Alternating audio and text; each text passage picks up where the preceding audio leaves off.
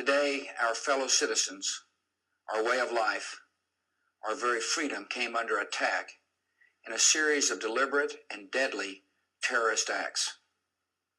The victims were in airplanes or in their offices, secretaries, businessmen and women, military and federal workers, moms and dads, friends and neighbors.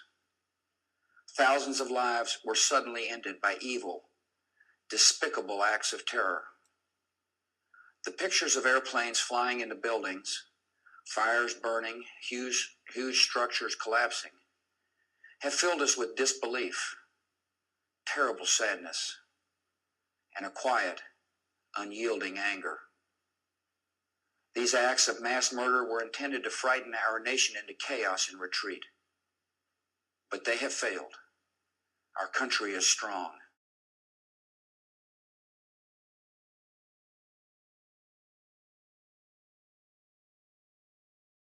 I'm Carl Good. I teach in the School of Journalism at Michigan State University, and I'm called the graphics editor in residence.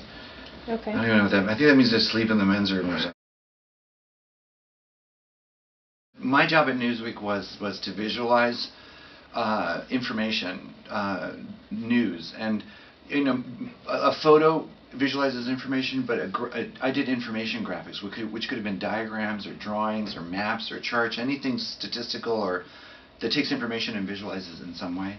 And on 9/11, I was in charge of a staff of about 8 people. Not everybody made it in that day because they cut off and shut down all of the in and out of Manhattan. But the people who lived in Manhattan got in just fine. And so we immediately, on a story like that, the editor told us, "You've got 2 pages. Can you tell what happened or show what happened?" Because there'll be a lot of photos with emotional people being emotional, explosions, but they don't explain anything.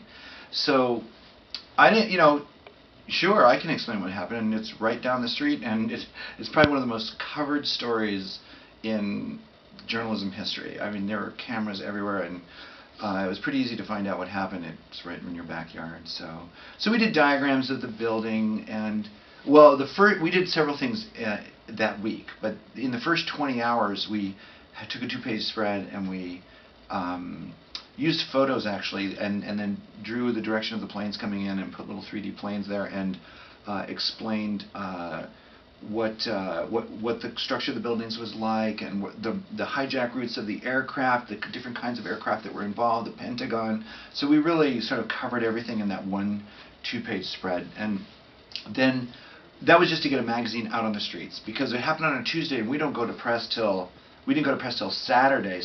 And then we wouldn't hit the streets till Monday. So we needed to get something on the streets within 24 hours. The response was the 3 biggest selling magazines in Newsweek history. The one that held the record for the longest was Nixon's resignation. The second was Princess Di being killed, and that sold millions, a couple million. The World Trade Center attack, we couldn't publish the magazine fast enough. They were flying off the newsstands. And we gauge our success based on newsstand sales, because subscribers are going to get it anyway. But how many sell on the newsstand it gauges whether or not we did a good job, if people were interested in our topic. And, World Trade Center, everyone's interested in that, Mm-hmm. So we did really well. It was crazy. I mean, it added such a whole new dimension of reality to it. Like, it just made it seem so much more real. I remember when somebody first told me that it happened, I didn't believe it. I thought it was like some horrible joke or something. But then I saw it on TV, a couple hours later. Newspapers or television stations would zoom in and actually show people jumping out of the buildings to kind of show the fear that different people were going through when the event was actually happening. So I didn't find that seeing things happen was any more settling. It just kind of drove home the extent to which people were affected, and then seeing people run away from the piles of dust and the buildings falling. That really, I think it just that's when you really started to understand how many people were really affected directly by what happened. So I think it just brought it to more to reality. And not just as devastating as seeing it like on TV. It kind of put everything into real life once you see it on TV and like you actually see footage of it.